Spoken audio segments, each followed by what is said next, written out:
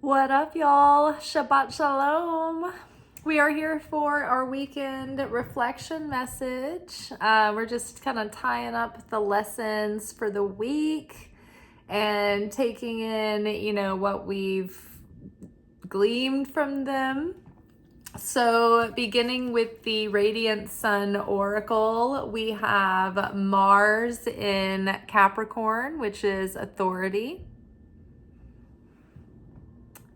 followed by Mercury in Gemini, which is excitement. We had Mercury in Gemini come up recently.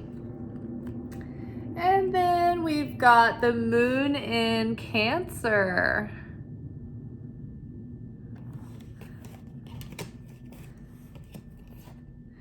Underneath authority, we've got Eight of Swords in reverse.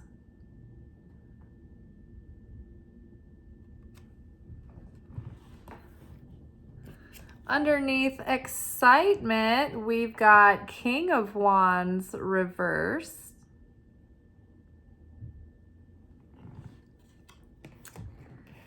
And underneath friendship here, we have Knight of Wands.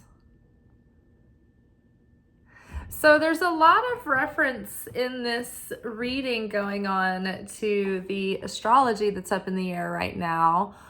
The whole culmination of Pluto in the 29th degree of Capricorn, which there's 29 degrees of each slice of the zodiac. And so we start with 0 being the least potent of that energy and the least expressed and realized.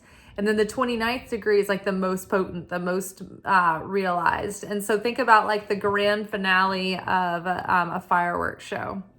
So Pluto, the planet of death and transformation, is in that grand finale degree of Capricorn, the severe, strict father of the zodiac. And we have that here partnered up with Mars, interestingly enough. Now, up until recently, Mars has been in Cancer, which has been in its detriment. We have Cancer represented here with the Moon in Cancer. So that Cancer energy is in here. And that Mars energy in Cancer is I don't want to be in my feelings. I just want to get to it. I want to keep, bootstrap up and carry on. I want to get on with it. I'm ready for the next thing. I don't want to keep reflecting in my feelings.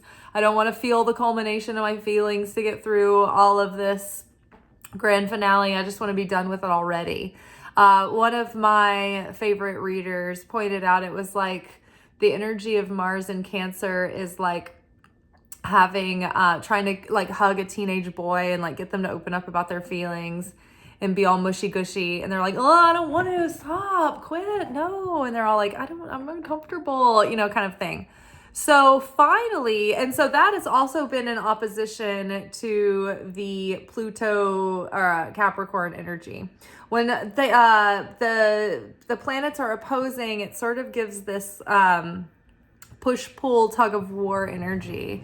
It's not exactly a harmonious energy. It's kind of a push and pull, and it magnifies the feeling of conflict or being pulled in two ways of each one. So, and also the fact that all of the cardinal signs we're feeling the most, which is Capricorn, Aries, Cancer, and Libra. So all of these energies have been super heightened. It's been Verdi's Requiem, if you're familiar with that piece of music that they always play in moments where they're depicting the apocalypse and the final showdown. And it's da da da da da da da da, so really kind of crazy culmination energy. But I say all this to say is that so we have been under this influence of the father of the zodiac.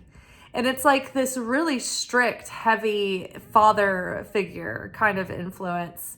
And it feels our archetypal idea of God depicted as the Father over the last 16 years has been very harsh, very extreme, very strict, very stern, has not let us step out of line, and has really put through the paces and the fire all the things in our life, everything that we have been able to attain or build or achieve at this point, depending on where that Capricorn falls in your chart, it might have been very difficult for you, very extreme, because the 16-year cycle has been a karmic cycle. So it's been life's hard lessons that have purged us of our negativity and have strengthened us and prepared us for our dharma, which is to live in our purpose and in our authenticity.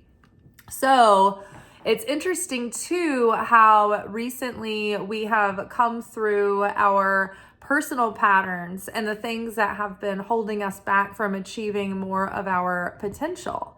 And part of that has been a journey of mother and father healing, and father healing is back on the plate for the week, so to speak, because this week it's like we can finally fully heal the father wound. Because at the same time, this is the last week that we are having this Capricorn, the Capricornian influence over Pluto. Pluto's moving into Aquarius, which will really lighten things up.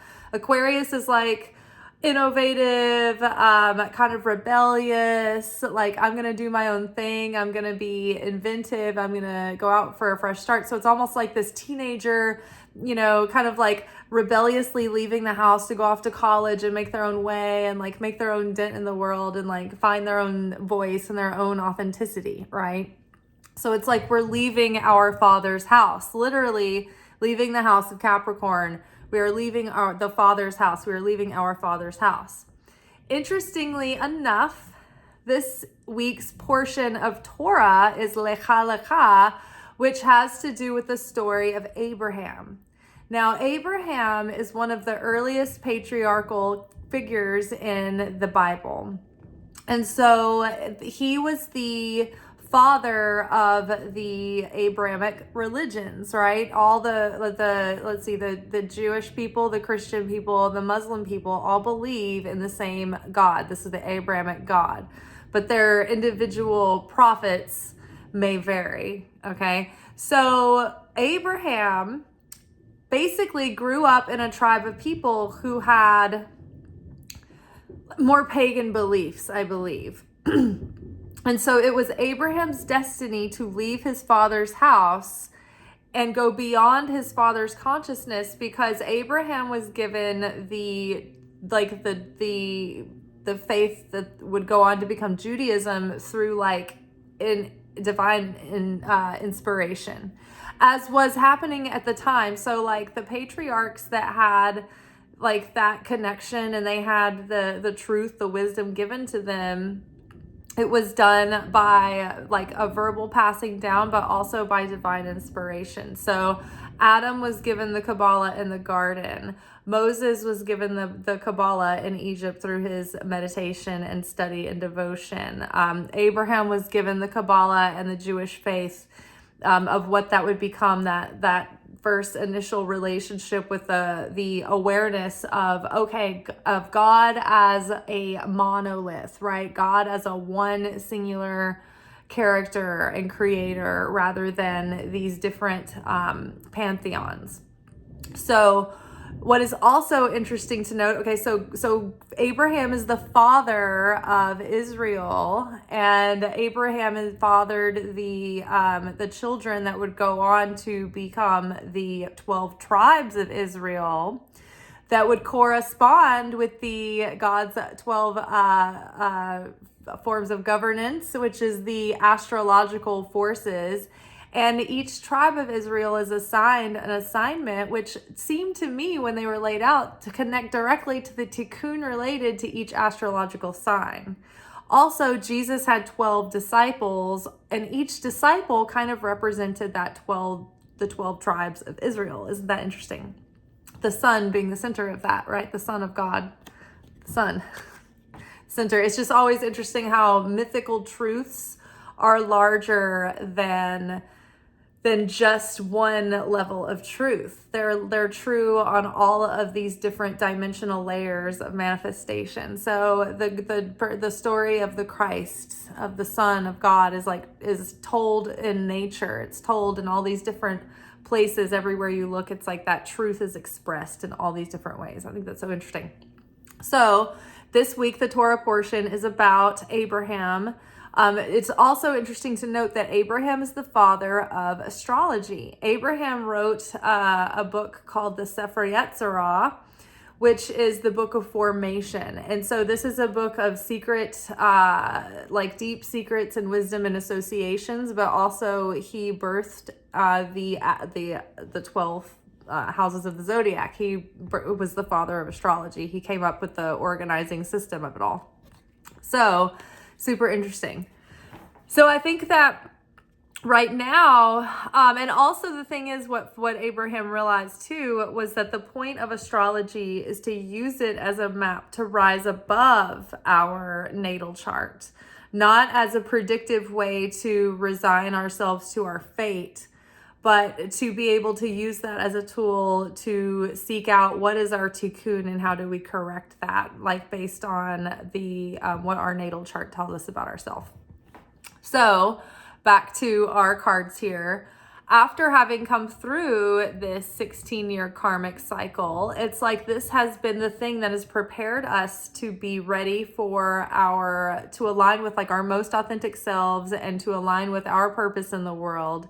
And we are jumping into this new timeline where we get to kind of have this big major reset where we can more so than ever embody the consciousness and the behaviors and the routines and the structures of that higher self in order to step by step build and co-create with God the reality that would depict that higher destiny that we have laid out for us, that we can become and get to if we merit that, if we do the work, if we show up, if we evolve, if we reveal our potential and awaken our soul.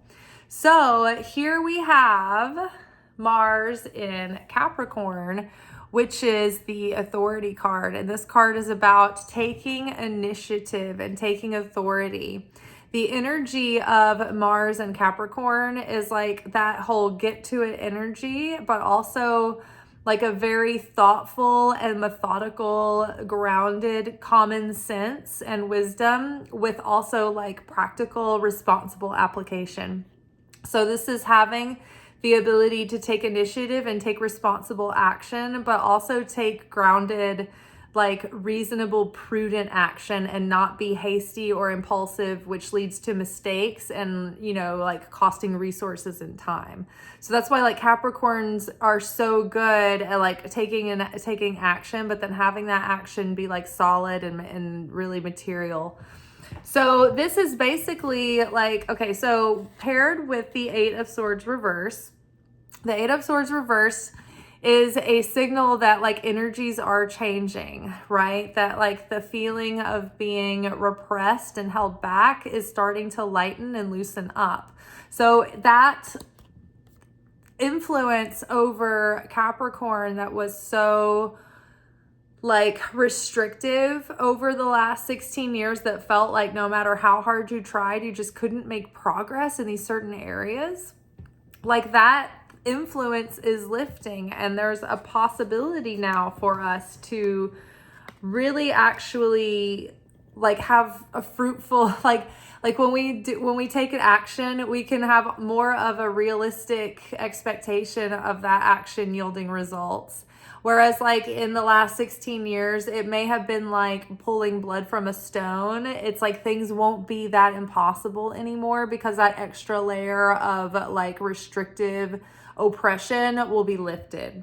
However, it will be up to us if we want like significant change. We're going to have to take the initiative. We're going to have to take that authority over our life to make that effort and take the action. But the good news is that we've cut our claws during such a time of resistance that our ability has been refined and strengthened to a degree that it's going to surprise ourselves, that we become so prepared that it's just, things are going to be so much more easeful. And so now is the time to heal father wounds. That is also attached to this like father energy of like, okay, leaving our father's house. So we are like Abraham, also going beyond what the level of consciousness that our father has given us. And also that has to do with healing the wounds of our father that left us reluctant and behind in revealing our potential, that has like kind of thwarted us in manifesting that potential. And so the reason why I'm saying this is because we've got excitement here, which is Mercury and Gemini. It's like excitement and creativity and ideas and communication and action and adventure and like having a curiosity and enthusiasm of like studying a lot of areas and going deep, not just like being on a one-track mind, but like maybe you were full of all kinds of potential and all kinds of ideas, but maybe every time you tried to go for something, it's like you had this like oppressive opposition that just came up against you. And maybe that manifested in a lot of different ways, right? Maybe it manifested in whatever vessel it could find.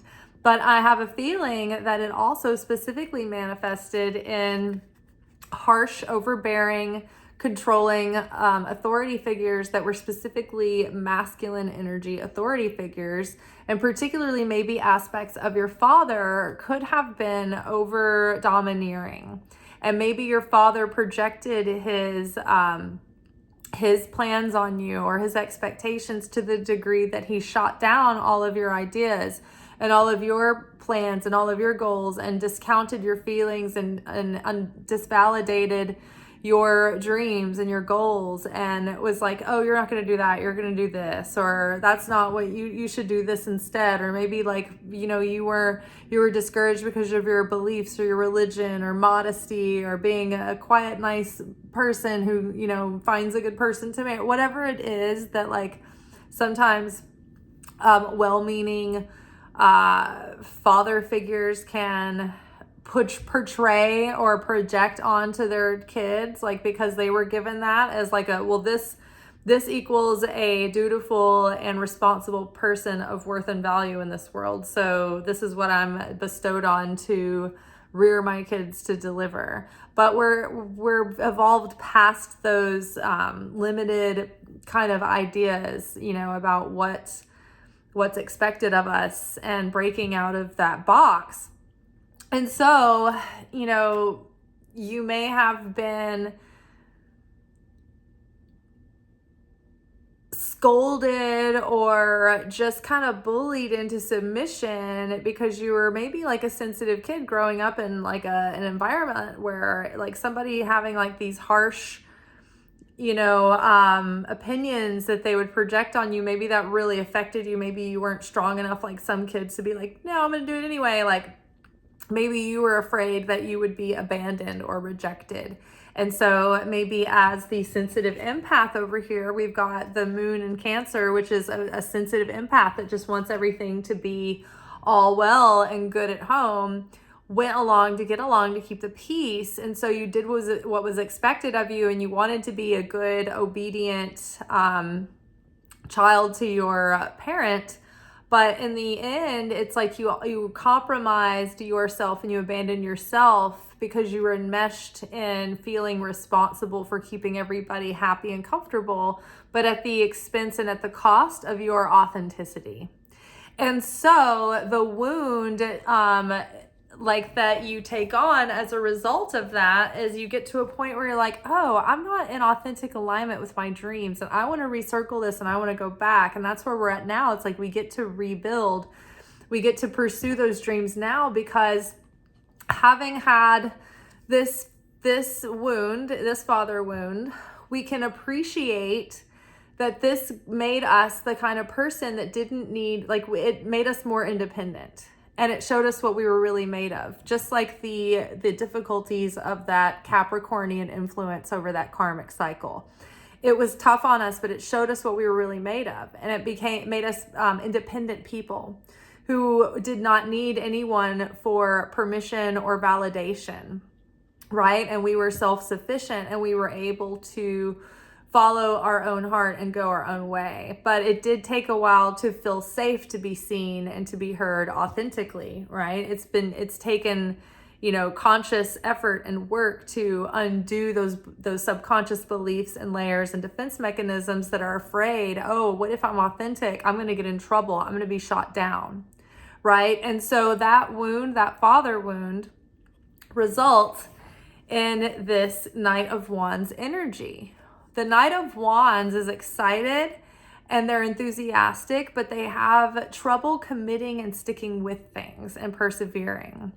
And so they might have shiny object syndrome, or they might have non-committal, they might be like have commitment issues in career or in romance, right? They might feel like they can't follow through and choose, or maybe they're indecisive, right? Or easily distracted, or start things and give up, but they don't stick with it.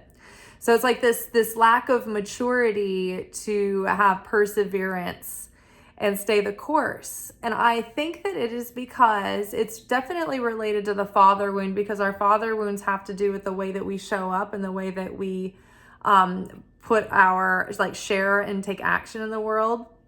And so this gives us this tendency to be inconsistent with our follow through, because for one, we may have had a lack of fathering that gave us like a positive relationship to self-discipline. Maybe like instead of your father teaching you how to be a self-disciplined person and show up and how to give you those structures and habits, some fathers are good at that, but like maybe other fathers just sort of yell at you and they're harsh disciplinaries, but they don't give you the tools, right? So you're just like, it's just traumatizing, but not helpful. So then as a result of that, you don't have any tools for like self-discipline and seeing your plans through and following through on your dreams, and you don't have that structure. So even though you have good intentions, you don't have that muscle memory built in. At the same time, you have a defense mechanism that prevents you from wanting to get super excited and super proud of something and putting your full heart and soul and resources into something, because you're afraid that every time you get close to success, you get shot down. Every time you've come close to your goal and your achievement, every time you had something big that you were excited about that was authentic to you, it was shut down. So in a way, you start these things that you're passionate about, but then you give up before they get to a point where you care about them so much that you're going to be brokenhearted and disappointed when it either gets shut down, or now that there's no one to necessarily shut it down, your subconscious causes you to self-sabotage. At the same sort of expiration point that when that father figure or that authority figure would come in and sort of throw a wet blanket on your plans, it was probably around the same amount of time every time when you were your plan came to this point of maturity, you'd have a wet blanket thrown on it. And now that person's not there, it's like that wet blanket finds its way through the cosmos, because that's what your subconscious is expecting or defending you from. So you're like, I don't want somebody to scream at me and threaten to, disown me because of this thing. So it just sort of finds its way into self-destruct kind of thing. So, and that could have been manifested through different vehicles after that, right? It could come through other people, right? Maybe it started as parents and authority figures, but then later grew into your romantic partner saying that, or even just your own memories echoing in your mind. So now we're starting to become more aware of how that has thwarted us and held us back. And so now we feel like, okay, I've gone through all of this. I've come to the other side of it. And now I feel strong enough and independent enough to go my own way, to step out of that roof, that father's house that left me, at this glass ceiling of my own at the consciousness that was given to me or allowed to me. And now I'm going outside of that and expanding beyond it. And I'm achieving beyond and all of that. So I hope that serves you well. So it's we're really stepping into that higher self and those higher self shoes. but it's coming at like this moment where we're like, oh, okay, nobody's holding me back from following my dreams anymore. Like, I have realized that the paradigms from my early childhood are not applying to me anymore. And so I'm the only person that is giving me the fears that are holding me back at this point. Nobody is in charge of us at this point. We're all like independent enough to go forward and take action on our dreams. So now it's about self-sovereignty and that healing, and then also just allowing like forgiveness, and letting go, like forgiving your father and being able to appreciate, okay, so he was assigned that soul contract to be this kind of father so that you would have the strength to be independent. Because maybe you have a unique message in life that people aren't necessarily going to agree with. So if you were the kind of person that was looking for permission and validation, you wouldn't have the backbone to carry out this mission, right? So you have to be grateful for your dad for being just the right kind of, character that would allow you to have that kind of grit come forward. Otherwise, in a nicer scenario or an easier scenario, you may not have. So we've learned to be appreciative and grateful for the lessons that we had and we lived through, even if they were the difficult ones. And we can see the pearls and the gems that we took from them on the other side of it, on the other side of the alchemy of reflection and healing and forgiveness. So, all right, y'all. I hope that gives you something to think about over the weekend. And yeah, it looks like maybe next week we might be, I don't know, we'll just see what happens next week. But I think right now we're just getting really excited about our dreams and we're feeling really free and really confident and really emboldened because we've learned what it's like to let people take that away from us and feel the disempowerment, and we're not going there again. Not anymore. All right, ciao.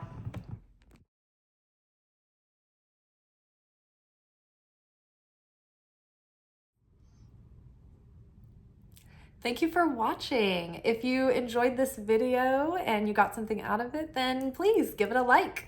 Subscribe to the channel. Turn on notifications to be notified of when I drop content. Like the videos, comment, share them. Anything that you do helps these messages get out to other people who need them. So you watching a video and taking an action on it actually makes a positive difference in someone else's life.